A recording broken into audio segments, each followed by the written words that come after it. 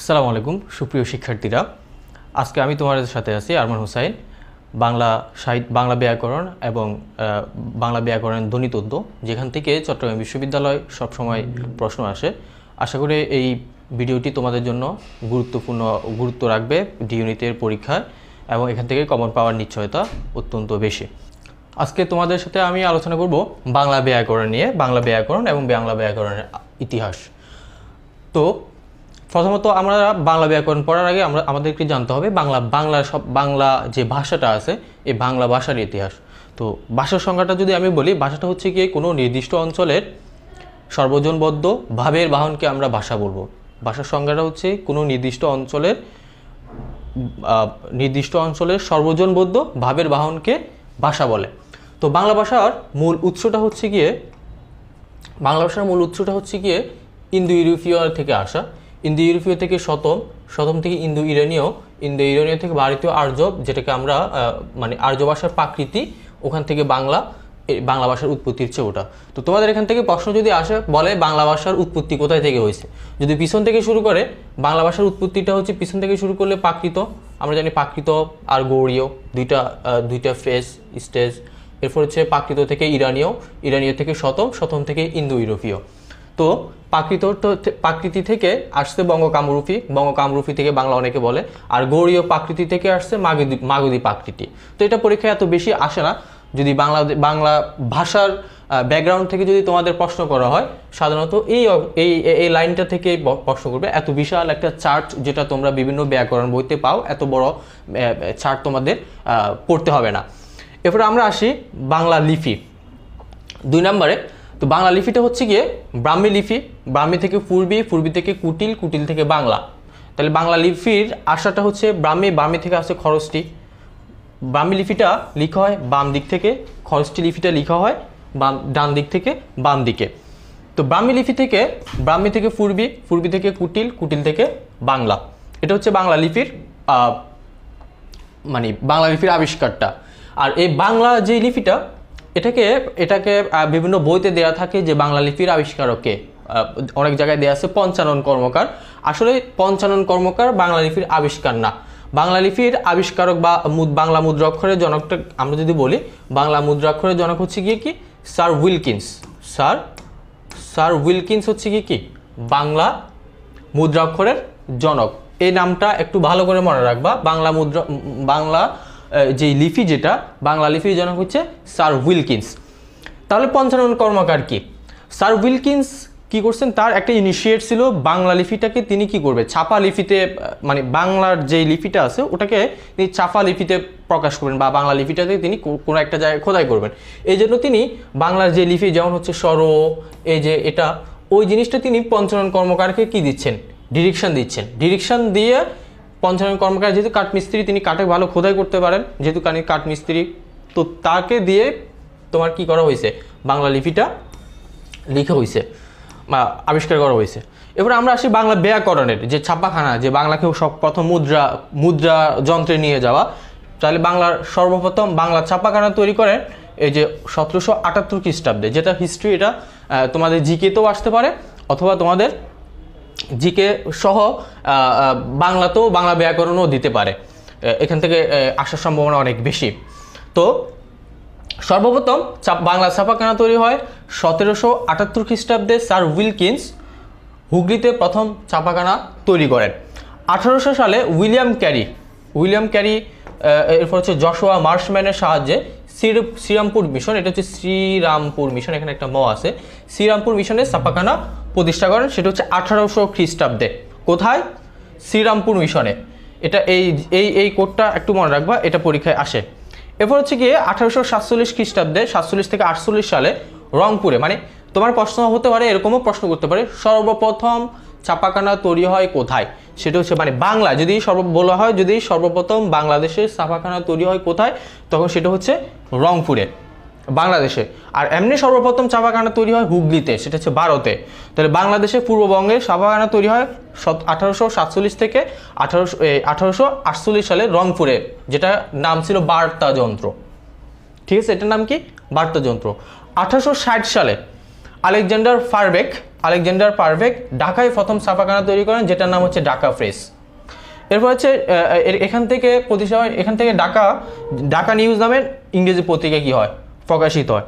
1860 সালে বাংলা প্রেস বা বাংলা যন্ত্র নামে দ্বিতীয় ছাপাখানা তৈরি হয় ঢাকায়।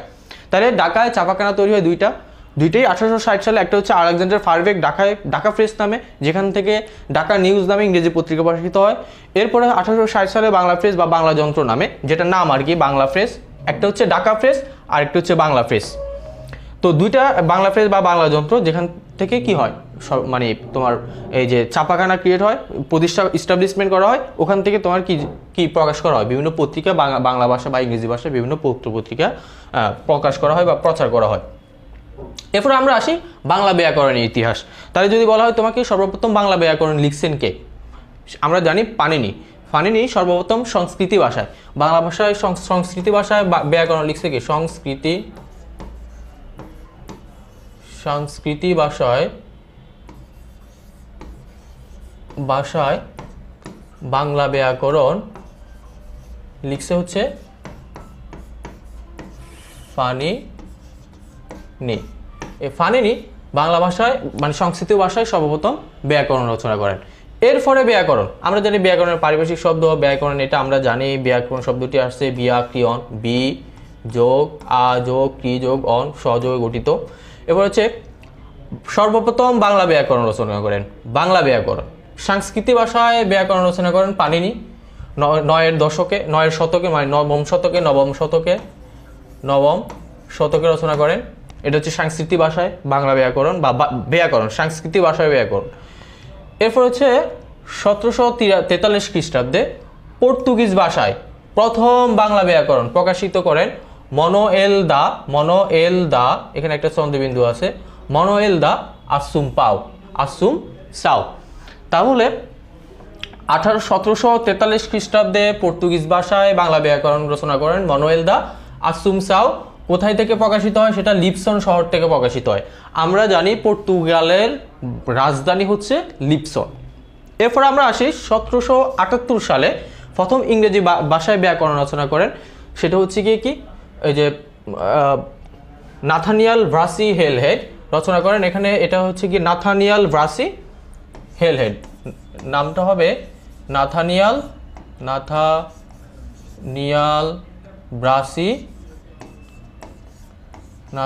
Brassey Halhed. তো এটাকে আমরা সংক্ষেপে এনবি হেলহেড বলি, সংক্ষেপে আমরা বলি কি এনবি হেলহেড। তাহলে সর্বপ্রথম ইংরেজি ভাষায় ব্যাকরণ রচনা করেন কে, a grammar of the Bengal language. এটা সর্বপ্রথম ইংরেজি ভাষায় ব্যাকরণটা রচনা করেন 1778 খ্রিস্টাব্দে নাথানিয়াল ব্রাসি হেলহেড। এরপর 1801 সালে দ্বিতীয় ইংরেজি ভাষায় আবার বাংলা ব্যাকরণটা রচনা করেন উইলিয়াম ক্যারি। তাহলে এটার নাম হচ্ছে a grammar of the Bengal language. এরপর হচ্ছে 1826 সালে দ্বিতীয় ইংরেজি ভাষায় বাংলা ব্যাকরণ রচনা করেন রাজা রামমোহন রায়। 1833 সালে প্রথম বাংলা ভাষায় যে বাংলা ব্যাকরণ রচনা করেন সেটা হচ্ছে 1833 সালে, মানে তারপর তাহলে তোমার প্রশ্ন আসতে পারে ইংরেজি ভাষায় সর্বপ্রথম ব্যাকরণ রচনা করা হয় কত সালে, 18 সালে, দ্বিতীয় ব্যাকরণ 1801 সালে। এরপরে আবার ইংরেজি ভাষায় দ্বিতীয় ব্যাকরণ রচনা করেন রাজা রামমোহন রায়, ওটার নামও a grammar of the Bengal language. এবার 1833 খ্রিস্টাব্দে প্রথম বাংলা ভাষায় ব্যাকরণ রচনা করেন গৌড়ীয় ব্যাকরণ। তিনি কে, রাজা রামমোহন রায়। ঠিক আছে, তাহলে রাজা রামমোহন রায় 1833 খ্রিস্টাব্দে সর্বপ্রথম বাংলায় ব্যাকরণ রচনা করেন। এখান থেকে প্রশ্ন আসার সম্ভাবনা আছে যদি দেয়। এরপর হচ্ছে ব্যাকরণের আলোচ্য বিষয়। এখান থেকে মোটামুটি রাজশাহী ইউনিভার্সিটি অনেক সময় ঢাকা ইউনিভার্সিটিতেও কি দেওয়া হয়, প্রশ্ন দেওয়া হয়। তাহলে ধ্বনির উচ্চারণগত পরিচয় মূলত হচ্ছে গিয়ে কি ধ্বনিতত্ত্ব। তাহলে ব্যাকরণ আলোচ্য, প্রত্যেক ভাষারই ব্যাকরণের আলোচ্য বিষয় আছে। বাংলা ভাষায় ব্যাকরণ আলোচ্য বিষয় হচ্ছে 4টা। একটা হচ্ছে কি ধ্বনিতত্ত্ব, ধ্বনিতত্ত্বের মধ্যে ধ্বনি সম্পর্কিত বিষয়গুলো নিয়ে আলোচনা করা হয়। তো প্রতিবার এখান থেকে দেয়া হয় যে হচ্ছে গিয়ে ধ্বনিতত্ত্বের ভিতরে কি আছে, বাকযন্ত্র, এখানে বাকযন্ত্র হবে, এরপরে বাকযন্ত্রের উচ্চারণ প্রক্রিয়া এবং ধ্বনির বিন্যাস, স্বরধ্বনি, ব্যঞ্জনধ্বনির বৈশিষ্ট্য, ধ্বনি দল, বর্ণ। এরপরে এখানে আরেকটা জিনিস আসছে সন্ধি। সন্ধি হচ্ছে ধ্বনিতত্ত্বের আলোচ্য বিষয়। সন্ধি এটা পরীক্ষায় প্রশ্ন হতে পারে যে সন্ধি কোন তত্ত্বের আলোচ্য বিষয়, ব্যাকরণের কোন তত্ত্বের আলোচ্য বিষয়। সন্ধি হচ্ছে ব্যাকরণের ধ্বনিতত্ত্বের আলোচ্য বিষয়। এখানে হচ্ছে তোমার বর্ণ এবং ধ্বনি নিয়ে আলোচনা করা হয়, বর্ণ এবং কি ধ্বনি নিয়ে আলোচনা করা হয়, ধ্বনির বিন্যাস নিয়ে আলোচনা করা হয়, যেটা আমরা আজকের আলোচ্য বিষয়। আজকে এই ধ্বনি থেকে সবসময় পরীক্ষায় কোশ্চেন আসে কোন জায়গা থেকে বেশি কোশ্চেন আসে সেটা আমরা দেখাবো তোমাদেরকে। এরপর আসে আমরা রূপতত্ত্বে আসি, যে রূপতত্ত্বের শব্দ বা ও তার উপাদান নিয়ে আলোচনা করা হয়, শব্দ নির্মাণ। আমরা রূপতত্ত্ব, এটার অপর নাম হচ্ছে শব্দতত্ত্ব। রূপতত্ত্বের অপর নাম হচ্ছে কি শব্দ তত্ত্ব। তাহলে শব্দতত্ত্বে কি নিয়ে কি আলোচনা করা হয়, সেটা হচ্ছে উপসর্গ, প্রত্যয়, সমাস, শব্দদ্বিত্ব, সন্ধি। সন্ধি কিন্তু শব্দতত্ত্বের আলোচ্য বিষয় নয়, এটা হচ্ছে রূপতত্ত্বের আলোচ্য বিষয়। এরপর শব্দ রূপান্তর, বিশেষ্য, সর্বনাম। এরপরে হচ্ছে গিয়ে ক্রিয়া বিশেষণ, অনুসর্গ, যোজক, আবেগ, সংখ্যাবাচক শব্দ, নরনারকবাচক শব্দ, লগ্নকের ভিতরে। তাহলে তোমাদের প্রশ্ন এটা আসতে পারে যে লগ্নক কয় প্রকার, লগ্নক কয় প্রকার। লগ্নক হচ্ছে 4 প্রকার, লগ্নক 4 প্রকার। লগ্নক কয় প্রকার? 4 প্রকার। কি? নির্দেশক, বলক, বচন, বিভক্তি। ঠিক আছে, তাহলে আমরা ধ্বনিতত্ত্বের থেকে প্রশ্ন আসলে সাধারণত সন্ধি নিয়ে প্রশ্ন দেয়, যে সন্ধি ব্যাকরণে কোন তত্ত্বের আলোচ্য বিষয়, ধ্বনিতত্ত্বের আলোচ্য বিষয়। আর রূপতত্ত্ব মানে যেটা শুধু শব্দ নিয়ে আলোচনা করে, সেটা হচ্ছে কি এই যে তোমার সমাস, প্রত্যয়, উপসর্গ, বিশেষ্য, এই যে পদ প্রকরণ, মানে পদ প্রকরণে যা আছে সব। এরপর হচ্ছে সংখ্যাবাচক শব্দ, নরনারীবাচক শব্দ, লগ্নক। এই পরীক্ষায় তোমাদেরকে লগ্নকটা দেওয়া হয়, লগ্নক দেয় আর সমাসটা দেয় পরীক্ষায় সাধারণত। আবার এটাও দেয় যে সন্ধিটাও দিয়ে দেয়, যে সন্ধি ব্যাকরণের কোন অংশ আলোচ্য বিষয়, অনেকে সেটাকে রূপতত্ত্বে মেরে দেয় আর কি। হ্যাঁ, তো এই লগ্নকটা মনে রাখবা। লগ্নক 4 প্রকার, নির্দেশক, বলক, বচন, বিভক্তি।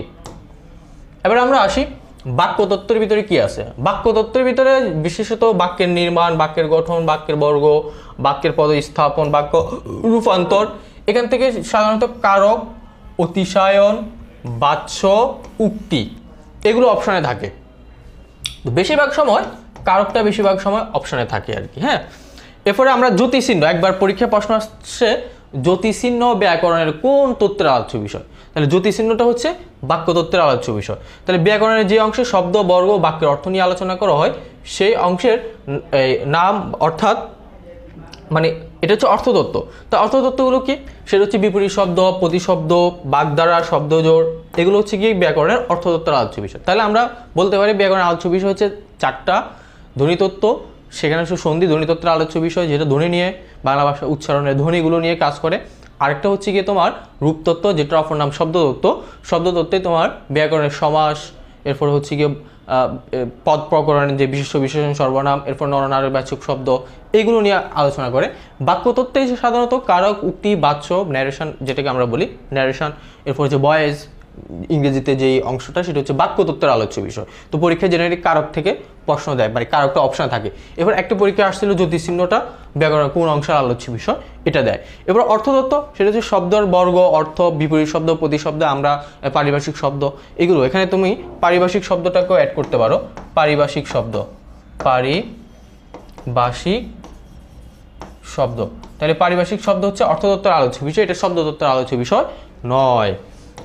এবার আমরা আসি, আমরা যে কথা বলি, আমরা কথা বলার, আমাদের কথাগুলো, মনের ভাবটা আমরা প্রকাশ করি কিসের মাধ্যমে? ধ্বনির মাধ্যমে। তাহলে ধ্বনির মাধ্যমে আমরা কি করি? আমাদের মনের ভাব প্রকাশ করি। তাহলে বাংলা ব্যাকরণে ধ্বনি তত্ত্বে আমরা ধ্বনি নিয়ে আলোচনা করি। তাহলে ধ্বনি শব্দের অর্থ কি? ধ্বনি মানে হচ্ছে একটা আওয়াজ। ধ্বনি হচ্ছে কি আওয়াজ। বাংলা ভাষায় আমরা সর্বমোট 44টা ধ্বনি ব্যবহার করি। বাংলা ভাষায় আমরা সর্বমোট কয়টা ভাষা ইউজ করি, ধ্বনি ইউজ করি? 44টা ভাষায়, মানে 44টা ধ্বনি ইউজ করি। যদি আমি চট্টগ্রামের ভাষায় কথা বলি, সেটাও এই 44টা ধ্বনির মধ্যে আছে। যেমন আরা, এই আরা উচ্চারণ করতে হলে যে আটা আসে, হ্যাঁ, হাইউস না হ, সেটাও আসে। মানে এই যে আমরা ধ্বনি উচ্চারণ করি, সেটা যে ভাষায় উচ্চারণ করি, সেটা আমাদের এই মানে যে আঞ্চলিক ভাষায় উচ্চারণ করি, সেটা এই 44টা ধ্বনির মধ্যেই আছে। তাহলে এই 44টা ধ্বনিটা কি? আমি একটু বাক করতেছি। সেটা হচ্ছে গিয়ে তোমাদের বোঝার সুবিধার্থে এখানে আসে। তার মধ্যে প্রথমটা হচ্ছে গিয়ে স্বরধ্বনি। তাহলে মৌলিক স্বরধ্বনি, মানে মৌলিক টোটাল 44টা ধ্বনি। তাহলে মৌলিক স্বরধ্বনি হচ্ছে কয়টি? 7টি। এরপর হচ্ছে গিয়ে আনুনাসিক স্বর, মানে আনুনাসিক স্বর, আনুনাসিক স্বর, আনুনাসিক স্বর, সেটা হচ্ছে 7টি। তো আনুনাসিক স্বরটা 7টি কিভাবে? দেখো, মৌলিক স্বরের উপরে যখন আমরা এই যে চন্দ্রবিন্দু লাগাই দিব, তখন সেটা কি হয়ে যাবে? আনুনাসিক স্বর হয়ে যাবে। চন্দ্রবিন্দু লাগাই দিলে সেটা হচ্ছে কি আনুনাসিক স্বর। এরপর হচ্ছে এর টোটাল মৌলিক ধ্বনি। আর এরপরে আমরা আসি মানে ব্যঞ্জন ধ্বনি। মৌলিক ব্যঞ্জন ধ্বনি হচ্ছে গিয়ে তোমার 30টি। তাহলে সাথে সাথে 14 আর 30-এ 44টি। ঠিক আছে, তাহলে আমরা এই 44টা ধ্বনির মাধ্যমে কি করি, যে আঞ্চলিক ভাষায় কথা বলি, যে ভাষায় আমরা কথা বলি, এই 44টা ধ্বনির মধ্যে দিয়েই আমরা কথা বলি। এরপরে তুমি বলতে পারো, তোমার প্রশ্ন এইভাবে করতে পারে যে মৌলিক ধ্বনি কয়টি? মৌলিক ধ্বনি, তাহলে মৌলিক ধ্বনি হচ্ছে 37টি। 7 যোগ 30, 7 যোগ 30 মানে মৌলিক স্বর, মৌলিক ব্যঞ্জন টোটাল মিলে হচ্ছে কয়টা? 37টা। আর যদি আনুনাসিককে অ্যাড করি টোটাল ধ্বনি হয় কয়টা? 44টা। ঠিক আছে, ক্লিয়ার? এরপর আসি যৌগিক স্বর। যৌগিক স্বর নিয়ে আবার প্রশ্ন আসছিল এই ছবি বি ইউনিটে V2-তে, যেটা সাধারণত সচরাচর এখান থেকে প্রশ্ন করে না, তবেও এবার করেছে। তো যেটা ওটা তো চলে আসছে যে ডক্টর সুনীতি কুমার চট্টোপাধ্যায় নাকি কার মতে হচ্ছে যৌগিক স্বর কয়টি, ওখানে আনসার হচ্ছে 39টি। তবে ওটা তো চলে আসে, তার আসবে না। তো আমরা বাকিগুলো দেখি যে ইন্ডিয়ার মতে মানে ভারতের মতে যৌগিক স্বর হচ্ছে 17টি। আর বাংলা একাডেমির মতে এটা পরীক্ষায় আসতে পারে এবার যদি ওই প্যাটার্নের কোশ্চেনটা দেয়, সেটা হচ্ছে 19টি। আর ঢাকা ইউনিভার্সিটির মতে যৌগিক স্বর হচ্ছে 31টি। তাহলে যদি সাধারণত এই প্রশ্নটা পরীক্ষায় আসে না, কিন্তু এবারে চলে আসছে, সেটা হচ্ছে এটা নিয়ে যেহেতু বেশি মত পার্থক্য আছে, ওটাও এর জন্য এটাকে এবার আমরা একটু গুরুত্ব দিব। সেটা ইন্ডিয়ার মতে 17টি, বাংলা একাডেমির মতে 19টি, ঢাকা ইউনিভার্সিটির মতে 31টি। এখন যৌগিক স্বরটা কাকে বলে? যৌগিক স্বর হচ্ছে গিয়ে মানে আমাদের মৌলিক স্বর 7টি, তো 7টির সাথে যৌগিক স্বরটা হচ্ছে গিয়ে কি মানে মানে এটা হচ্ছে গিয়ে কি এই যে মৌলিক স্বরগুলোর সাথে যদি আমরা ই, উ, এ, ও এই 4টা স্বর যদি যোগ করি, মৌলিক স্বরের সাথে যদি এই 4টা স্বর যোগ করি, যেটা হবে সেটা হচ্ছে কি যৌগিক স্বর। যেমন আই, আও, ও এগুলো আর কি। মৌলিক স্বরের সাথে যখন আমরা অর্ধ স্বর যোগ করব, মানে এটা লিখো, যৌগিক স্বরটা হচ্ছে কি যৌগিক স্বর এর সাথে যখন আমরা অর্ধ স্বর যোগ করব, অর্ধ স্বর যোগ করলে সেটা হবে হচ্ছে কি মানে মৌলিক স্বরের সাথে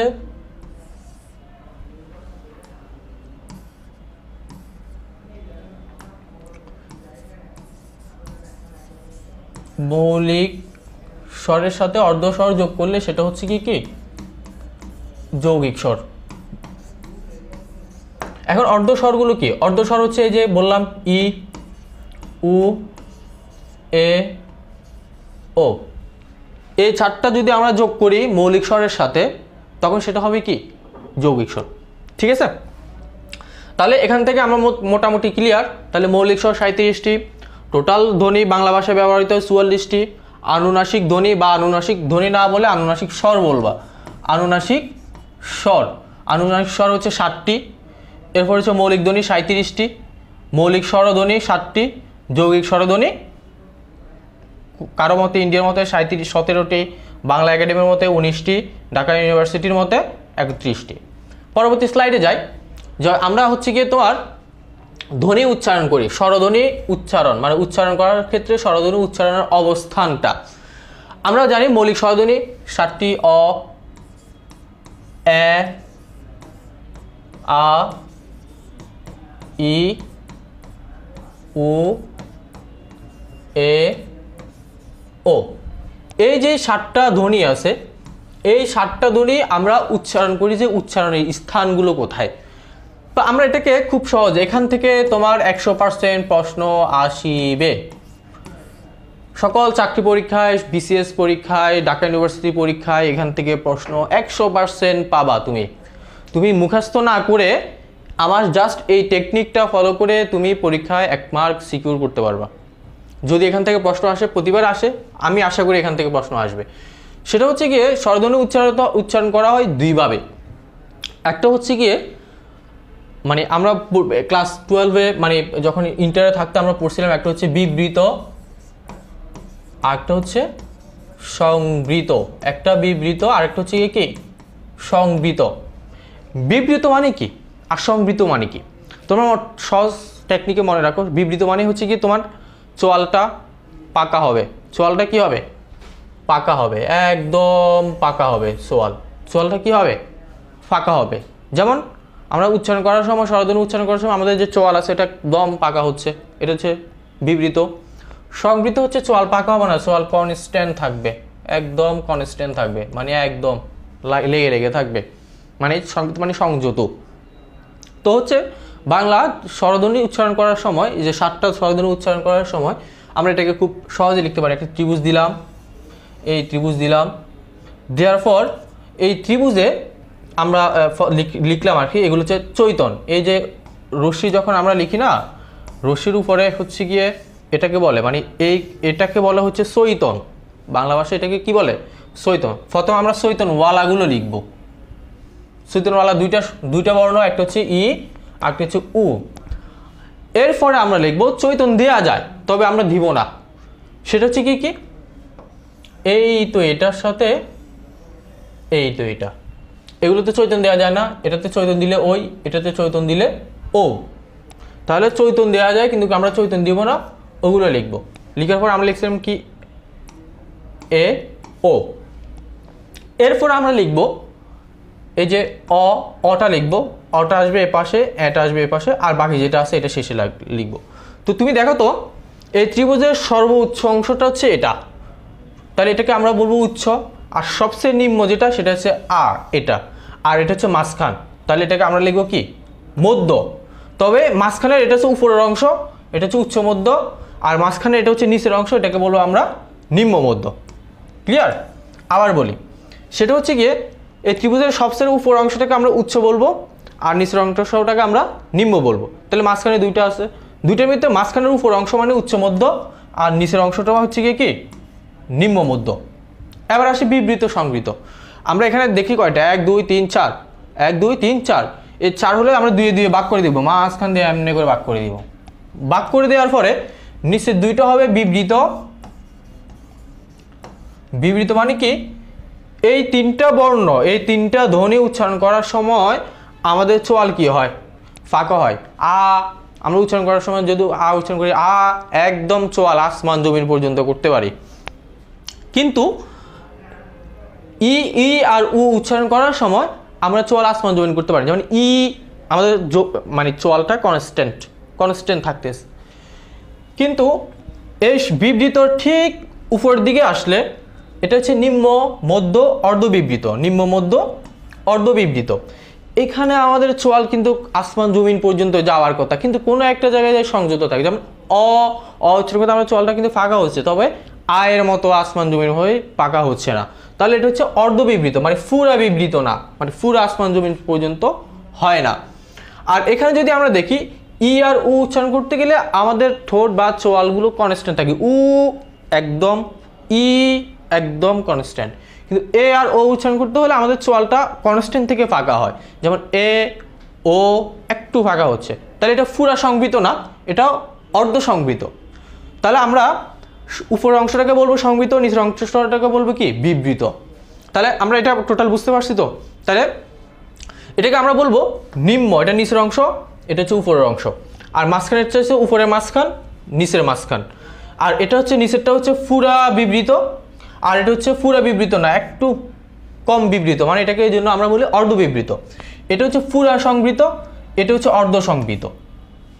ঠিক আছে? তাহলে আমরা এখানে থেকে পরীক্ষায় প্রশ্ন কিভাবে আসে ওটা আমরা একটু আলোচনা করি।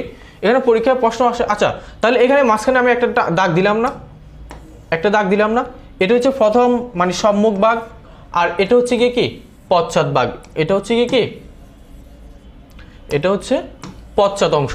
তাহলে এটা সামনের, মানে এইগুলো সামনের, আর এইগুলো হচ্ছে কি পিছনের, আর এটা তো মধ্যে মাঝখানে আসেই, তাহলে যে সামনে। আর তো এখন তোমাদের পরীক্ষায় প্রশ্ন দিবে কি, বলবে যে নিচের কোনটি, প্রশ্ন করে বলবে নিচের কোনটি পশ্চাৎ মধ্য সংবৃত, মানে পশ্চাৎ উচ্চ মধ্য অর্ধ সংবৃত, নিচের কোন ধ্বনি পশ্চাৎ উচ্চ মধ্য অর্ধ সংবৃত। তাহলে আনসার কি হবে ও। তাহলে আমি যদি এই জিনিসটাকে মুখস্থ না করে এটার মধ্যে দিয়ে রাখতে পারি, ধরো এখান থেকে প্রশ্ন আসছে, তুমি সুন্দর করে এভাবে ডাগাবা, টানা দিবা চৈতন্যওয়ালাগুলো, এখানে একটা টান দিবা, এরপরে চৈতন্য দেওয়া যায়, আমরা চৈতন্য দিব না, মানে আমরা চৈতন্য কি দিব না।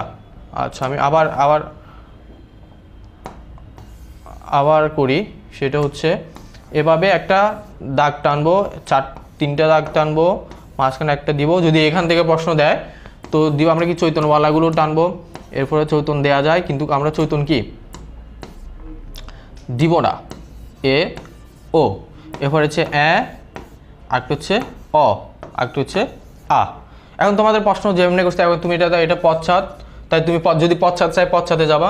এরপরে কি বলছে যে অর্ধ সংবৃত ধ্বনি, নিচের কোনটি পশ্চাৎ অর্ধ সংবৃত, তো এটা হচ্ছে উচ্চ সংবৃত, আর এটা হচ্ছে অর্ধ সংবৃত, এটা উচ্চ পুরা সংবৃত, আর এটার মাঝখানটা হচ্ছে অর্ধ সংবৃত, তবে এটা কি উচ্চ মধ্য, উচ্চ মধ্য মানে মাঝখানের মধ্য। ব্যাস, তাহলে তুমি একদম 30 সেকেন্ডে বা 10 সেকেন্ডে এটা আনসার বের করে ফেলতে পারতেছো, তোমার যদি এটা মাথায় থাকে। আর যদি সম্মুখ বলে তাহলে সামনের দিকে আসবা, এই জিনিসটা সেম সামনে লিখবা, তাহলে তুমি কি করতে পারতেছো, জিনিসটা রিলেট করতে পারতেছো। মানে তুমি জাস্ট মুখস্থ না করে যে উপর নিচ, উচ্চ মধ্য নিম্ন মধ্য, তাহলে মাঝখান দিয়ে যদি আমি টানি তাহলে এটা বিবৃত, এটা সংবৃত, উপরে দুইটা সংবৃত, এই যে উপরে দুইটা সংবৃত, নিচে দুইটা কি বিবৃত। বিবৃত মানে কি আওয়াজ লাউড হয়, মানে একদম আওয়াজ লাউড, আর যদি না হয় তাহলে একটু কম হয়, তাহলে হচ্ছে নিম্ন মধ্য অর্ধবিবৃত। আশা করি এখান থেকে যদি প্রশ্ন আসে তোমরা এই টেকনিকটা ইউজ করে জিনিসটা মানে খুব সহজে আইডেন্টিফিকেশন করতে পারবা। তোমরা যদি প্রশ্ন অ্যানালাইসিস করো এই চ্যাপ্টার মানে এই অংশটা থেকে প্রতি বছর এই অংশটা থেকে বিবৃত সংবৃত স্বরধ্বনি উচ্চারণের স্থান, এখান থেকে প্রতি বছর প্রশ্ন আসে। আশা করি তোমরা এই জিনিসটা যদি আই ক্যাচ করে রাখতে পারো তাহলে এখান থেকে একটা প্রশ্ন 100% তোমরা আনসার করতে পারবা।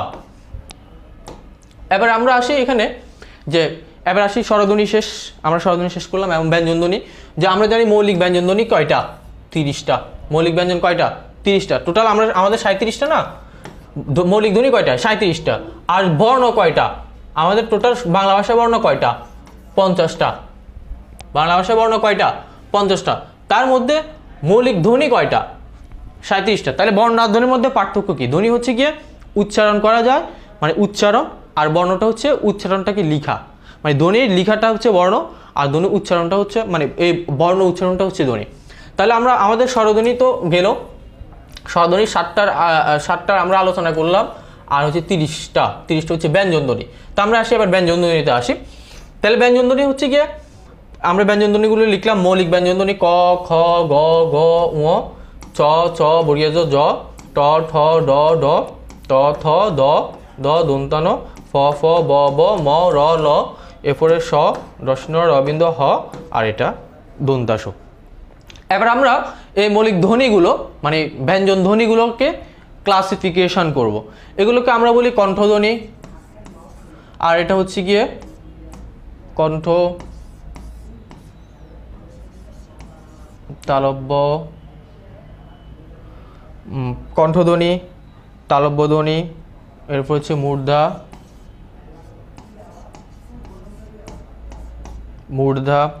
এরপর হচ্ছে দন্ত, ঠিক আছে, মূর্ধা, দন্ত, এরপর হচ্ছে ওষ্ঠ, এটা হচ্ছে ওষ্ঠ। তাহলে কণ্ঠধ্বনি কয়টা, ক, খ, গ, ঘ, ঙ, 5টা। মৌলিক কণ্ঠধ্বনি 5টা, তালব্য ধ্বনি 4টা, এরপর হচ্ছে তোমার মূর্ধা হচ্ছে কয়টা, এখানে আছে 4টা মানে ব্যঞ্জন, মৌলিক ব্যঞ্জনে। এরপর হচ্ছে দন্ত হচ্ছে কয়টা, 5টা, এরপরে ওষ্ঠ হচ্ছে গিয়ে কি 5টা, এখানে টোটাল হচ্ছে 5টা। আমরা আসতেছি এক এক করে আস্তে আস্তে ভাগ করব। এখন হচ্ছে কি এগুলো তো আমরা নামটা দিলাম, কণ্ঠ, তালব্য, মূর্ধা, দন্ত, ওষ্ঠ, এগুলো আমরা এবার ভাগ করি। সেটা হচ্ছে গিয়ে আমরা এখানে এই যে 20টা আছে, এই যে 20টা আছে, এই যে এখান থেকে শুরু করে এই যে 20টা, এই 20টাকে আমরা স্পর্শধ্বনি বলি। কি ধ্বনি বলি, স্পর্শধ্বনি বলি। তাহলে স্পর্শধ্বনি কয়টা, 20টা। এই যে বর্গীয় ধ্বনি বা স্পর্শধ্বনি বলে বা বর্গীয় ধ্বনি বলে, তাহলে স্পর্শধ্বনি হচ্ছে গিয়ে কি কয়টা, 20টা। আর শীষ ধ্বনি হচ্ছে গিয়ে কয়টা, 2টা। তালব্যাস, দন্তাস, এটা হচ্ছে গিয়ে কি মানে তোমার এখানে আমরা পরবর্তী স্লাইডে এটা মানে ব্যাখ্যা করছি আর কি, যে স্পর্শধ্বনি 25টা, নাসিক্য ধ্বনি। আমরা এখানে আসি, এই স্লাইডে আসি। নাসিক্য ধ্বনি কয়টা? 3টা। এই যে উ দন্তন, ঠিক আছে। আমরা এখান থেকে ভাগ করে দিই। স্পর্শ ধ্বনি ক থেকে ব পর্যন্ত 25টা, নাসিক্য ধ্বনি 3টা, উ দন্তানো ম। এবার শীষ ধ্বনি 2টা, তালব্যাস দন্তাস। উষ্ম ধ্বনি হচ্ছে 3টা, দন্তাস তালব্যাস দন্তাস হ, এটা হচ্ছে উষ্ম ধ্বনি। এবার তারণ জাত ধ্বনি 2টা, ডসিন্নর ডসিন্নর, এটা হচ্ছে কি তারণ জাত ধ্বনি। কম্প জাত ধ্বনি হচ্ছে একটা, র। এরপরে পার্শ্ব ধ্বনি একটা, ল। তাহলে টোটাল আমরা আবার বলি, স্পর্শ ধ্বনি হচ্ছে 20টা, ক থেকে ব পর্যন্ত, ক থেকে ব পর্যন্ত, ক থেকে ব পর্যন্ত। এরপর আমরা শীষ ধ্বনি হচ্ছে কয়টা বলতে পারি? 2টা, এটা হচ্ছে শীষ ধ্বনি। এরপর হচ্ছে এটা হচ্ছে তারণ জাত ধ্বনি, এটা হচ্ছে তারণ জাত ধ্বনি। আর এই যে হ সহ এইটা সহ এটা হচ্ছে উষ্ম ধ্বনি। এরপর হচ্ছে র হচ্ছে কম্পন জাত ধ্বনি, আর ল হচ্ছে পার্শ্বধ্বনি বা পার্শ্বিক ধ্বনি, ঠিক আছে। আর এটা হচ্ছে নাসিক্য ধ্বনি। এবার আসি আমরা অল্প প্রাণধ্বনি কয়টা, মহাপ্রাণধ্বনি কয়টা, ঘোষ ধ্বনি কয়টা, অঘোষ ধ্বনি কয়টা। তাহলে তুমি দেখো অঘোষ ধ্বনি কয়টা, অঘোষ ধ্বনি কয়টা এটা দেখো। ক খ মানে এই যে 2 4 6 8 10 12, তাহলে আমরা অঘোষ ধ্বনি কয়টা বলতে পারি? 12টা। ঘোষ ধ্বনি কয়টা? এইগুলো যা আছে এগুলো সবগুলো ঘোষ ধ্বনি। তাহলে ঘোষ ধ্বনি কয়টা? 1 2 3 4 5 6 7 8 9 10 11 12 13 14 15 16 17 18, টোটাল কয়তো? 18টা। তাহলে তুমি কি বলতে পারো? অঘোষ ধ্বনি 12টা, ঘোষ ধ্বনি 18টা। তো তোমাদের পরীক্ষায় প্রশ্নটা এটা দিয়ে যে নিচের কোনগুলো ঘোষ ধ্বনি, মানে কতগুলো ধ্বনি দিয়ে দেয়, দিয়ে বলে যে এটা কোনগুলো ঘোষ ধ্বনি। তাহলে ঘোষ ধ্বনি কি হবে? আমরা যদি এই জিনিসটা একটু ক্লিয়ার করে এখানে একটু আইডেন্টিফিকেশন করে দেই, সেটা হচ্ছে ঘোষ ধ্বনি কোনগুলা। তাহলে এই যে এইগুলো হচ্ছে কি অঘোষ ধ্বনি, এই যে এইগুলো হচ্ছে কি অঘোষ ধ্বনি। এগুলো হচ্ছে কি এখান থেকে শুরু করে যে দ্বিতীয় রো পর্যন্ত যেগুলো যাচ্ছে এগুলো হচ্ছে কি অঘোষ ধ্বনি। আর এই যে তাহলে অঘোষ ধ্বনিকে আমরা কি লিখতে পারি? যে প্রথম রো দ্বিতীয় রো 1 যোগ 2, এটা হচ্ছে অঘোষ ধ্বনি। আর ঘোষ ধ্বনি হচ্ছে 3 4 5 6 7, যা আছে এখানে যে রোগুলোতে আছে এগুলো হচ্ছে কি অঘোষ ধ্বনি 18টা, ঘোষ ধ্বনি 12টা। এরপরে দেখো অল্প প্রাণধ্বনি কয়টা? তাহলে 1 2 3 4 5 6 7 8 9 10 11 12 13, তাহলে অল্প প্রাণধ্বনি কয়টা? 13টা। এবার আসি আমরা মহাপ্রাণধ্বনিতে আসি। মহাপ্রাণধ্বনি এখানে আছে 5টা, এখানে আছে কয়টা? 1 2 3 4 5 6 7, তাহলে 5 7 12, 5 7 12। তাহলে অল্প প্রাণ আর মহাপ্রাণ ধ্বনি টোটাল হচ্ছে কয়টা? 25টা। যদি প্রশ্ন আসে অল্প প্রাণ মহাপ্রাণ ধ্বনি কয়টা? 25টা। তাহলে অল্প প্রাণ মহাপ্রাণ ধ্বনি কাকে বলে? যে ধ্বনি উচ্চারণ করার সময়, অল্প প্রাণটাকে বলা হয় যে ধ্বনি উচ্চারণ করার সময় বাতাসের চাপটা কম থাকে সেটা অল্প প্রাণ। আর যে ধ্বনিগুলো উচ্চারণ করার সময় বাতাসের চাপ বেশি থাকে সেটাকে বলা হচ্ছে কি মহাপ্রাণ। ধরো যেমন আমরা একটু উদাহরণ দিই, অল্প প্রাণ মহাপ্রাণ ধ্বনি তুমি সহজে কিভাবে আইডেন্টিফিকেশন করবা। ধরো আমার এখানে একটা বই আছে, বইটা হচ্ছে আমি একটা খুললাম, এই ফেজ এটা নড়তেছে না, ঠিক আছে। আমি উচ্চারণ করলাম ক, ফেজটা কিন্তু নড়ে নাই। ক নড়ছে? নড়ে নাই। আমি উচ্চারণ করলাম খ, এই যে ফেজটা নড়তেছে, খ। তাহলে যে বর্ণগুলো উচ্চারণ করার সময়, যে ধ্বনিগুলো উচ্চারণ করার সময় বাতাসের চাপ থাকবে, তোমরা এই পরীক্ষার হলে এটা একটু দেখবা, দেখে করবা। তোমাদের দেওয়া হবে নিচের কোনগুলো মহাপ্রাণ ধ্বনি, নিচের কোন ধ্বনিগুলো অল্প প্রাণ ধ্বনি। অপশন দেওয়া থাকবে 4-5টা করে ধ্বনি দেওয়া থাকবে। তখন তোমরা এই যে বাতাসের চাপ থাকবে, চাপ থাকবে না, নয়তো তুমি তো মুখস্থ করতে হবে যে কোনটা। এগুলো অপশন দেখে তুমি মানে ফাজল হয়ে যাওয়া, বুঝতে পারবে না। এর শর্ট টেকনিক হচ্ছে এরকম। আমি যদি সময় আরও থাকতো আরও একটু ক্লিয়ারলি আরও সুন্দর করে বলতাম, যেহেতু এখন সময় কম, তোমরা একটু বুঝে নিবে। তারপর আমি দেখাই দিছি যে কীভাবে করা যাবে। এরপর আমরা পরবর্তী স্লাইডে যাই, সেটা হচ্ছে বাংলা ভাষায়। তাহলে আমরা ধ্বনি শেষ করলাম। তাহলে ধ্বনির লিখিত রূপকে আমরা কি বলি? বর্ণ বলি। এবার আমরা বর্ণ আসি। তাহলে বাংলা বর্ণমালায় মোট বর্ণ সংখ্যা হচ্ছে 32 যোগ 8, টোটাল হচ্ছে কয়টা? 40। বাংলা বর্ণমালায় মোট মাত্রার বর্ণ, মাত্রার বর্ণ হচ্ছে কয়টা? 40টা। মাত্রাহীন কয়টা? 10টা। আচ্ছা, এখানে মনে হয় একটা স্লাইড বাদ গেছে, মনে হয় একটা স্লাইড বাদ গেছে, এটা একটু বলি। এখানে একটু বলি, এখানে একটা স্লাইড বাদ গেছে। আমরা তাহলে আমরা বাংলা ভাষায় টোটাল ধ্বনি কয়টা পাইছি বলো তো? ধ্বনি পাইছি 37টা, তাই না? ধ্বনি 37টা না, কিন্তু এই 37টা ধ্বনির 50টা কি বর্ণ, 37টা ধ্বনির 50টা বর্ণ। আমরা বলি আবার আমরা মৌলিক স্বরধ্বনি পাইছি কয়টা? 7টা। মৌলিক স্বরধ্বনি 7টা। আমরা একটু পিছনের স্লাইডে যাই। মৌলিক স্বরধ্বনি এই যে 7টা আছে, এই 7টা যেটা আছে মৌলিক স্বরধ্বনি, এই 7টা ধ্বনির কয়টা বর্ণ? 11টা বর্ণ। কিভাবে 11টা বর্ণ আমি বলি, এটা হচ্ছে 7টা ধ্বনি, 11টা বর্ণ কিভাবে দেখো। এটা হচ্ছে কি ই, ই থেকে আসছে দীর্ঘ ই, এটা একটা বর্ণ। এরপর আসছে দীর্ঘ উ, এটা একটা বর্ণ। এরপরে এ থেকে আসছে ওই, এটা একটা বর্ণ। ও থেকে আসছে ও, এটা একটা বর্ণ। আরেকটা বর্ণ হচ্ছে কি রি, আমরা রি কার বলি। তাহলে কয়টা বর্ণ হয়েছে দেখো। এই এ ধ্বনির কোনো কি নাই, বর্ণ নাই। এ ধ্বনির কোনো কি নাই, বর্ণ। এটা ধ্বনি আছে কিন্তু এটার কি নাই, বর্ণ। এটা হচ্ছে বর্ণহীন ধ্বনি। যদি তোমাকে বলা হয় বর্ণহীন ধ্বনি কয়টি, একটি, সেটা হচ্ছে কি এটা এই ধ্বনির কি নাই, বর্ণ নাই। এখন তুমি দেখো তাহলে কয়টা ধ্বনি হয়েছে, বর্ণ হয়েছে দেখো। 1টা 2টা 3টা 4টা 5টা 6টা 7টা 8টা 9টা 10টা 11টা। তাহলে আমরা 7টা স্বরধ্বনির 11টা বর্ণ পাইছি। ওকে, তাহলে আমাদের আর কয়টা বর্ণ দরকার? 50টা বর্ণ হইতে আরও 39টা দরকার। কয়টা দরকার? 39টা বর্ণ দরকার। তাহলে আমরা 30টা ধ্বনির 30টা বর্ণ, 30টা ধ্বনির 30টা বর্ণ, এই যে এখানে টোটাল 30টা ধ্বনি আছে না, টোটাল এই 30টা ধ্বনি 30টা বর্ণ আমরা পাইছি। আর বাকি কয়টা বর্ণ দরকার? 9টা বর্ণ। এই 9টা বর্ণ কোত্থেকে আসছে সেটা আমরা একটু দেখব। যেমন হচ্ছে আমরা প্রথম থেকে একটু লিখি, সেটা হচ্ছে এই উ থেকে আসছে অনুস্বার বর্ণ। উ থেকে আসছে কি অনুস্বার বর্ণ। এরপরে আসি আমরা এই যে বর্গীয় জ, বর্গীয় জ থেকে আসছে জ। এই যে এর বর্গীয় জ থেকে আসছে কি জ। এরপরে আমরা আসি দন্তানো যেটা আছে, এই দন্তানো থেকে আসছে মূর্ধন্য। এই দন্তানো থেকে আসছে কি মূর্ধন্য, ঠিক আছে। এরপরে আমাদের এই যে অ, এই অটা আসছে, অ থেকে আসছে উন্তাস্তীয়। অ থেকে কি আসছে? অ ধ্বনি থেকে আসছে উন্তাস্তীয়। যেমন আয়, আয় সরেয়া উন্তাস্তীয় আয়, এটা উচ্চারণ কি উন্তাস্তীয় মতো হয়, অ এর মতো হয়। যেমন ইউরোপ, ইউরোপ এটা এটা আমরা ইউরোপ বলি, সব এটার আনসারটা হবে হচ্ছে উরুপ।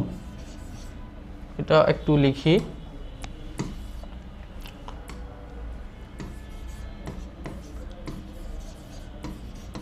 ঠিক আছে। এটা আনসার উচ্চারণটা হচ্ছে উরুপ, অ উ উ এভাবে আর কি। তাহলে অ থেকে আসছে উন্তাস্তীয়। আবার অ ধ্বনি থেকে এই অ এর পর একটা নাসিক্য আছে না, এটা থেকে আসছে ইয়টা। যেমন আমরা মিয়া বলি, মিয়া মিয়া, ঠিক আছে। যেমন আমরা বলি কি মিয়া, যদি আমরা এই যে চন্দ্রবিন্দু দিয়েছি, চন্দ্রবিন্দুর উচ্চারণ কি হয়, সরি এটা এভাবে না, মিয়া না মিয়া এটা। তাহলে আমরা যে এই যে মিয়া উচ্চারণ করি, এটাকে উচ্চারণ করি কি মিয়া, মিয়া এটা আর কি। এরপর আমরা আসি এরপর হচ্ছে এই যে তালব্যাস থেকে, তালব্যাস থেকে আসছে মূর্ধন্যস। তাহলে আমরা কয়টা পাইলাম? 1টা 2টা 3টা 4টা 5টা 6টা। এরপর আসি ত, ত থেকে ত ধ্বনি থেকে আসছে খণ্ডত। ত ধ্বনি আসছে কি ত ধ্বনি থেকে আসছে খণ্ডত। তাহলে কয়টা হলো? 1 2 3 4 5 6 7। এরপরে আসে হচ্ছে গিয়ে হ, এই হ থেকে আসছে বিসর্গ। হজাত ধ্বনি, হজাত ধ্বনি বা হজাত বর্ণ বিসর্গ পরীক্ষায় আসে, এখান থেকে এই প্রশ্নটা আসে। হজাত বর্ণ বিসর্গ হচ্ছে কি হজাত বর্ণ। পরীক্ষায় তোমরা প্রিভিয়াস ইয়ার কোশ্চেন যদি পড়ে থাকো এটা জানবা। বিসর্গটা আসছে হ থেকে। যেমন আমরা বলি, মানে ধরো লিখি না আবেগ বাচক শব্দে, যদি সরেয়া বিসর্গ যদি দেই তাহলে উচ্চারণটা কি আহ, তাহলে বিসর্গটা উচ্চারণ কিসের মতো হয়েছে? হয় মতো। তোমরা যখন ধ্বনি উচ্চারণ রীতি বা বাংলা ধ্বনি উচ্চারণ রীতি যখন পড়ছো, তখন তোমরা এই ধ্বনিগুলো এভাবেই লিখছো, তাই না? যেমন তোমরা লিখছো কি যদ্দ, যদ্দের উচ্চারণেতে তুমি কি লিখতেছো? যোদ্দ লিখছো, যোদ দ মানে যোদ্দ, এভাবে লিখছো না? এই জকে কি লিখছো? বর্গীয় জ লিখছো। তাহলে ধ্বনি উচ্চারণ করার সময় তুমি জকে বর্গীয় জ উচ্চারণ করতে হবে। কিন্তু যেহেতু ধ্বনিটাকে আমরা লিখতে পারবো না, ধ্বনি তো দেখা যায় না, তো এটাকে বোঝানোর জন্য আমরা এভাবে লিখি আর কি, ঠিক আছে। কিন্তু এটার উচ্চারণ যখন করবা লিখবা জ, উচ্চারণ করবা বর্গীয় জ এর মতো, ঠিক আছে। আরেকটা আছে সেটা হচ্ছে চন্দ্রবিন্দু, যেটার কোনো কি নাই, ধ্বনি নাই। চন্দ্রবিন্দুর কোনো কি নাই, ধ্বনি নাই। তাহলে আমরা বর্ণ আছে ধ্বনি নাই, সেটা কি চন্দ্রবিন্দু।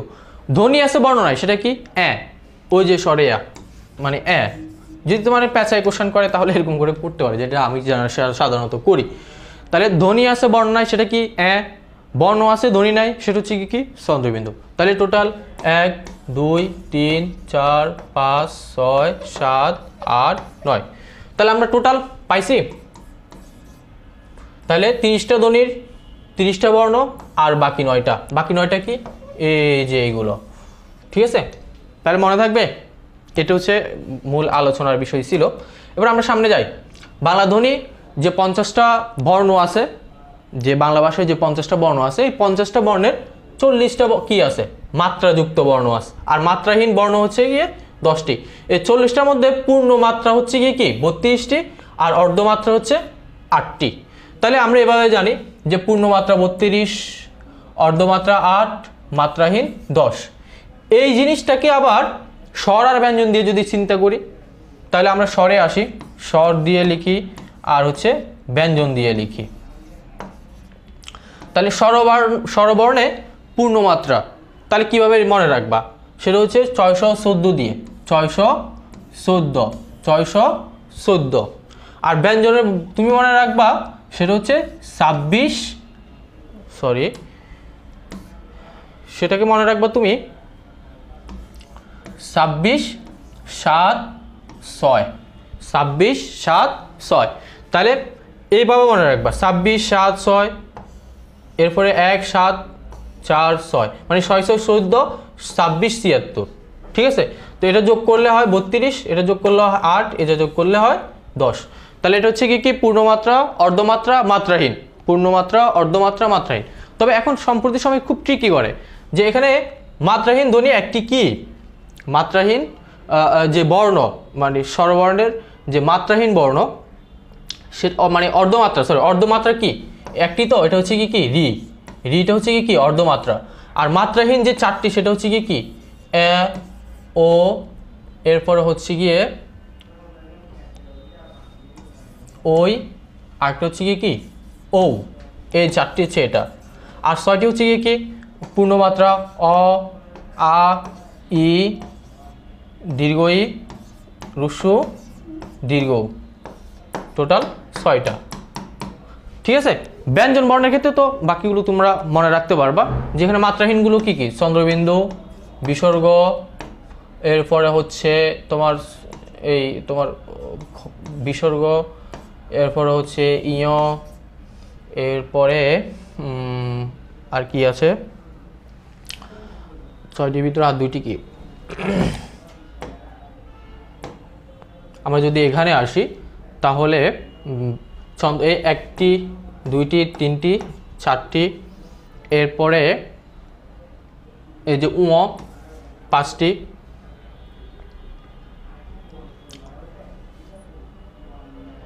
এই তো 1 2 3 4 5, এরপর হচ্ছে কি 6।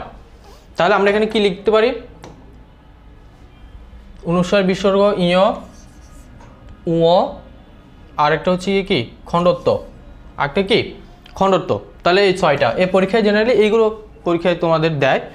এরপর তাহলে আমরা পূর্ণমাত্রা, মাত্রাহীন সবগুলো এক টেকনিকে শেষ করে ফেলছি। এরপর আমরা আসি ধ্বনি অক্ষরে, এখানে হচ্ছে কি অর্ধমাত্রা, মাত্রাহীন একটি শেষ। এরপর হচ্ছে অযোগ বাহুবর্ণ।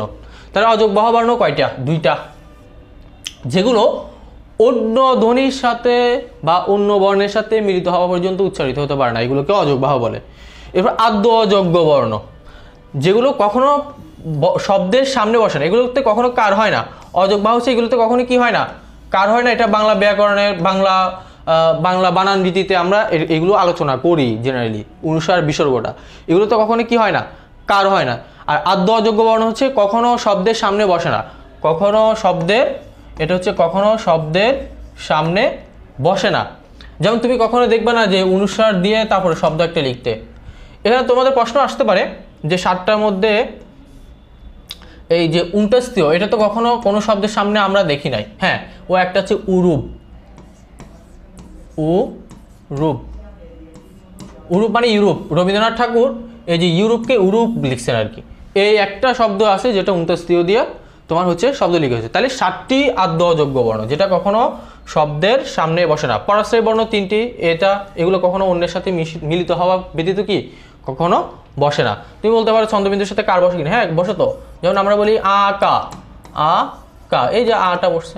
সা, এরপরে কি, এরপর সাদ, এই যে ছন্দবিন্দুর সাথে আকার বসছে এটা। কিন্তু কখনো তুমি এইগুলোর সাথে আকার দেখবা না। এরপর আমরা আসি বাংলা শব্দ।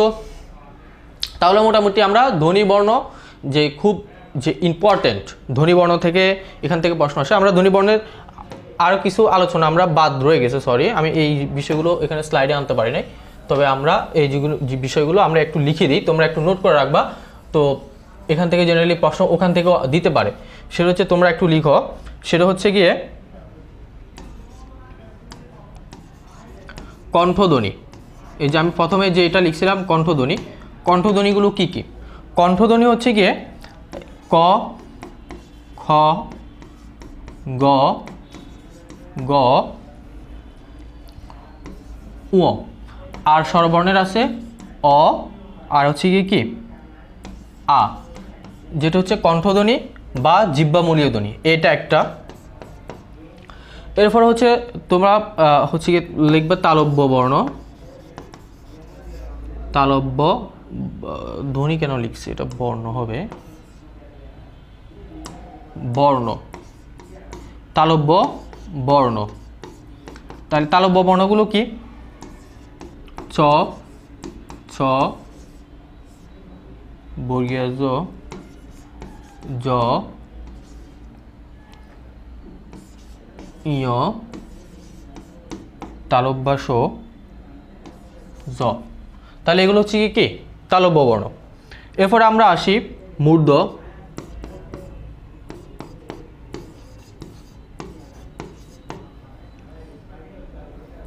মূর্ধন্য বা পশ্চাৎ, এটাকে বলা হয় অনেক সময় পশ্চাৎ দন্ত মূলীয়।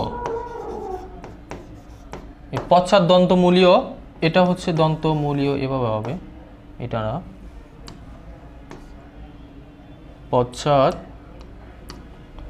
দন্ত মূলীয়। ঠিক আছে, পশ্চাৎ দন্ত মূলীয় ধ্বনি সেটা হচ্ছে গিয়ে ট, ঠ, ড, ড,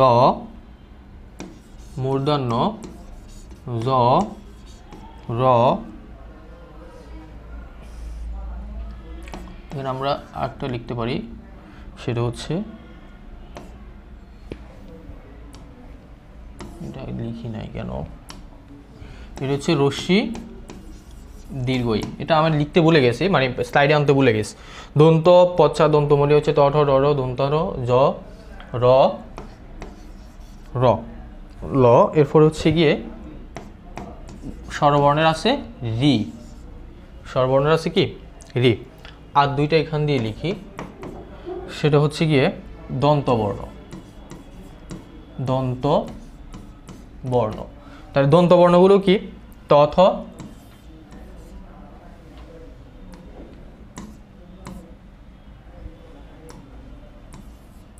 ত, থ, দ, দ, ত, থ, দ, দ, দন্তান।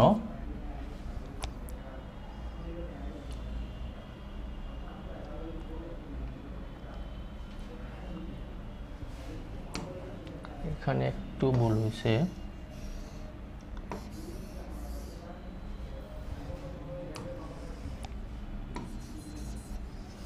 এটা হচ্ছে ট, ঠ, ড, ড, দন্তান। এরপর হচ্ছে মূর্ধন্য স, এরপরে হচ্ছে র, ড বিন্দু, ড বিন্দু, এটা হবে, সরি। এখানে হচ্ছে ত, থ, দ, দ, দন্ত যেটা, সেটা হচ্ছে গিয়ে দন্তান, ল, দন্তাস। আর স্বরবর্ণে আছে হচ্ছে স্বরবর্ণে এটা নাই, দন্ত এটা নাই। এরপর হচ্ছে কণ্ঠ তালব্য বর্ণ, এটাকে কোথায় লিখি, ওষ্ঠবর্ণটা লিখি ফেলি। ওষ্ঠবর্ণ সেটা হচ্ছে গিয়ে আমরা জানি ওষ্ঠবর্ণ হচ্ছে ফ, ফ, ব, ব, ম।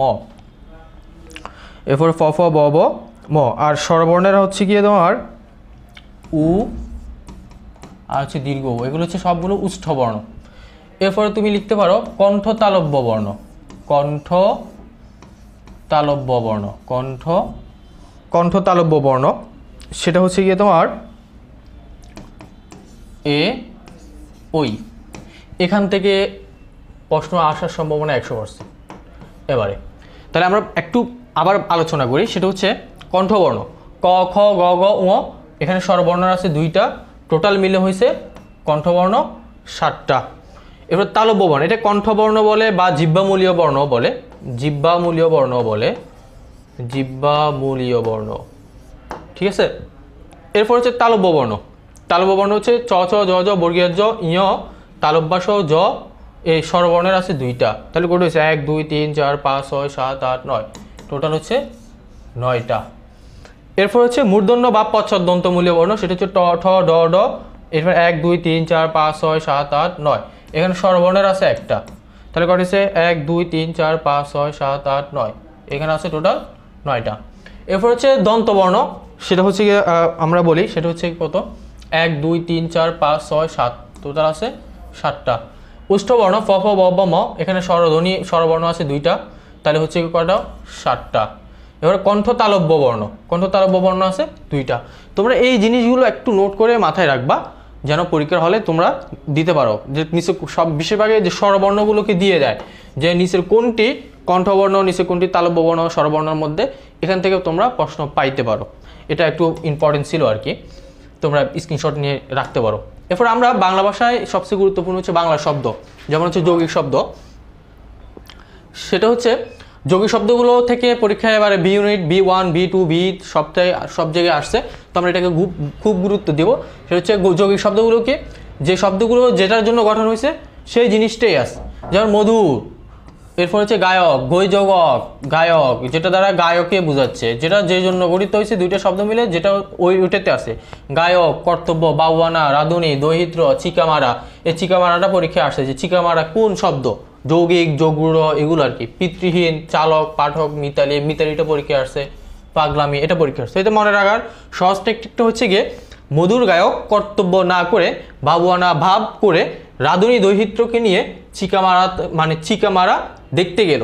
এটা মানে দেখতে গিয়ে দেখলো পিতৃহীন চালক পাঠক মিতালির সঙ্গে পাগলামি করছে।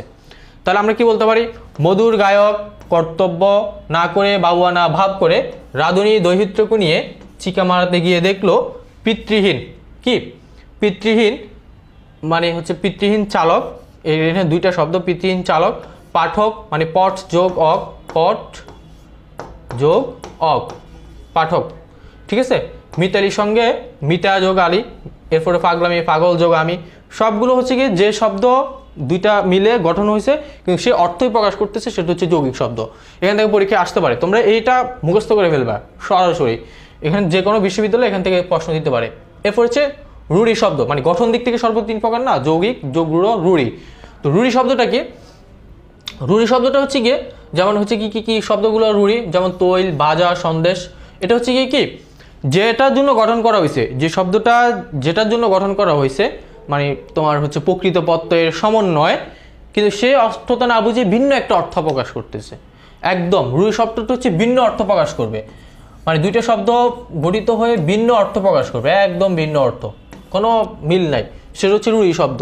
যেমন তৈল, বাজা, সন্দেশ, গবেষণা, রাখাল, প্রবীণ, শ্বশুর, পাঞ্জাবি, হস্তি, হ্যাঁ, দারুণ, বাসি, হরিণ, মণ্ডপ, এগুলো। তো এটা মনে রাখার সহজ টেকনিক হচ্ছে তেল বাজা সন্দেশ খেয়ে, সন্দেশ মানে হচ্ছে সংযোগ দেশ, মানে সংবাদ বুঝাচ্ছে, কোনো দেশের সংবাদ বুঝাচ্ছে। কিন্তু সন্দেশ দ্বারা কি সংবাদ বুঝায়, সন্দেশ বুঝায় মানে মিষ্টি জাতীয় খাদ্য বুঝায়। হস্তি মানে হাত বুঝাচ্ছে, কিন্তু হস্তি দ্বারা কি হাত বুঝাচ্ছে না, হস্তি দ্বারা একটা প্রাণীকে বুঝাচ্ছে। দারুণ, বাঁশি, ঠিক আছে, এই যে বিষয়গুলো, বাঁশি দ্বারা কি বাঁশকে বুঝাচ্ছে না, বাঁশি দ্বারা বুঝাচ্ছে কি মানে তোমার ওই যে বাদ্যযন্ত্রকে বোঝাচ্ছে। তাহলে রুড়ি শব্দ হচ্ছে ভিন্ন অর্থ প্রকাশ করবে, ঠিক আছে। যেমন তৈলে বাজার সন্দেশ খেয়ে গবেষণা করার জন্য এক রাখাল প্রবীণ শ্বশুর আজ পাঞ্জাবি পরে হস্তির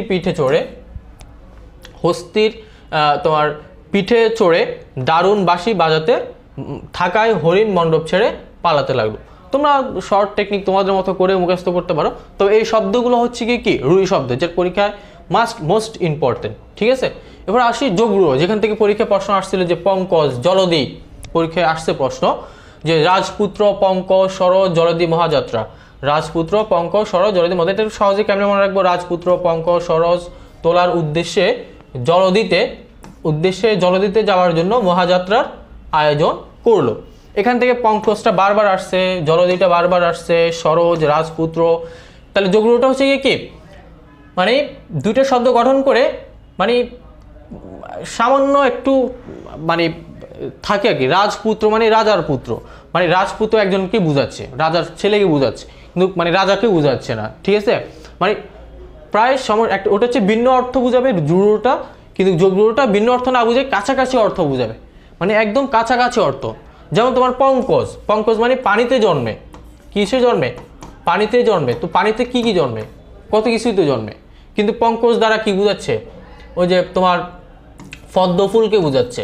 তাহলে পদ্মফুলও তো পানিতে জন্মে, পদ্মফুল কোথায় জন্মে, পদ্মফুল পানিতে জন্মে না, তো পদ্মফুলকে বুঝাচ্ছে। তাহলে এই পঙ্কজটা পদ্মফুলের কাছাকাছি অর্থ প্রকাশ করতেছে, যে পদ্মফুল পানিতে জন্মে, পঙ্কজ দ্বারা শুধু পদ্মফুলকে মানে মিন করতেছে, অন্য কিছু না। তাহলে যোগরূঢ়টা হচ্ছে গিয়ে প্রায় কাছাকাছি অর্থ প্রকাশ করবে, শব্দ গঠন হলে সেটা কাছাকাছি অর্থ প্রকাশ করবে, কাছাকাছি অর্থ প্রকাশ করবে। মানে পঙ্কজ মানে ওটা, এরপরে জলদি জলে সেম কথা, মহাযাত্রা মানে একদম আজীবনের জন্য যাত্রা, তো মহাযাত্রা আমরা সেম এটা তো বুঝিয়ে। যাই হোক, এরপর হচ্ছে নিত্য স্ত্রীবাচক শব্দ, এখান থেকে পরীক্ষায় মোস্ট ইম্পর্টেন্ট আসতে পারে, সেটা হচ্ছে ডাইনি সতীন সৎমাকে বললো। তাহলে হচ্ছে এই নিত্য স্ত্রীবাচক শব্দগুলো আমরা একটু শর্ট টেকনিকে মনে রাখি, কি এখান থেকে প্রশ্ন আসতে পারে, যে নিচের কোনটি নিত্য স্ত্রীবাচক শব্দ, যেগুলো নিত্য স্ত্রীবাচক শব্দ কি, যেগুলোর কোনো পুল্লিঙ্গ হয় না। তাহলে ডাইনি সতীন সৎমাকে বললো রূপসী লালনা পেতনি অসতী অসহ্য স্পর্শা অরক্ষিণীয়াকে ঘরে রাখা উচিত না। বাইজি কুলটা শাকিনী শাকসুন্নি যদি জানতে পারে এও দায়দের সাথে হাত মিলেছে, তাহলে সদবা বিধবাদের হাত থেকে গর্ভবতী অর্ধাঙ্গিনীকে বাঁচানো যাবে না। তাহলে আমি যেই শব্দগুলো নিচে লাল দাগ দিচ্ছি, এগুলো হচ্ছে কি নিত্য স্ত্রীবাচক শব্দ। এই যে ডাইনি, এটা কোনো পুল্লিঙ্গ নাই, সতীন নাই, সৎমা নাই, সৎবাবা হয় না, ফুরুফুসি ললনা পেতনি অসতী অসহ্যস্পর্শা, এটা পরীক্ষায় অসহ্যস্পর্শা, এটা পরীক্ষায় ঢাকা ইউনিভার্সিটি পরীক্ষায় আসছিল। অরক্ষণীয়া এটাও আসছে, বাইজি কুলটা এটাও আসে, শাকিনী শাকসুন্নি এটা আসছে, দাই এটা পরীক্ষায় আসছে, বিধবা এটা পরীক্ষায় আসছে, গর্ভবতী অর্ধাঙ্গিনী এটাও পরীক্ষায় আসছে। তাহলে এই যে শব্দগুলো, এইগুলো সবগুলো পরীক্ষায় আসা শব্দ, এগুলো প্রতি বছর পরীক্ষায় আসে। তো এগুলো তোমাদের জন্য সবচেয়ে মোস্ট ইম্পর্টেন্ট। তো আজকে এই সংক্ষিপ্ত সময়ে তোমাদের জন্য এই একটা সুপার বাংলা ব্যাকরণ, এখান থেকে তোমাদের মাস্ট 2টা বা 3টা প্রশ্ন এখান থেকে তোমরা 100% পাবা। একটা হচ্ছে ধ্বনিতত্ত্ব থেকে 100% পাবা, যদি সব আসে ব্যাকরণ থেকে একটা প্রশ্ন দিবে, আর হচ্ছে এই যে যোগরূঢ় শব্দ থেকে আসবে। যোগরূঢ়র সাথে তোমরা আরও কিছু শব্দ, যে দেশি শব্দ বিদেশি শব্দের ভিতরে আছে পার্সি আরবি, এগুলো এটার সাথে যে 2টা শব্দকে একসাথে করে বোঝায়, যে পার্সি যোগ আরবি শব্দ, পার্সি আরবি, মানে এটাকে বলা হচ্ছে মৌলিক সাধিত শব্দ। মানে সাধিত শব্দ হচ্ছে কি ভাঙা যায়, মানে 2টা শব্দ মিলে যোগ হয়ে হয়। তো 2টা হয়তো হাট বাজার, বাংলা পার্সি সংস্কৃত পার্সি শব্দ মিলে একটা শব্দ হয়। তো ওই শব্দগুলো তোমরা ভালো করে দেখে নিবা। ওটা তোমাদের বই আছে, লেকচার শিট আছে, যেটা তোমাদের আমাদের কোচিং সেন্টার থেকে প্রোভাইড করছে, ওখানে এগুলো নোট করা আছে, তোমরা ওটা দেখে নিবে। তাহলে অবশ্যই ওটা সহ, মানে এইটা সহ নিত্য স্ত্রীবাচক সহ তোমরা 4টা প্রশ্ন কমন পাবা। তো আজ এতটুকু পর্যন্ত থাকলো, পরবর্তীতে তোমার সাথে আবার দেখা হবে কোনো এক ক্লাসে। এই বলে আমি আমার আজকে সংক্ষিপ্ত ক্লাস শেষ করছি। আসসালামু আলাইকুম ওয়া রাহমাতুল্লাহ।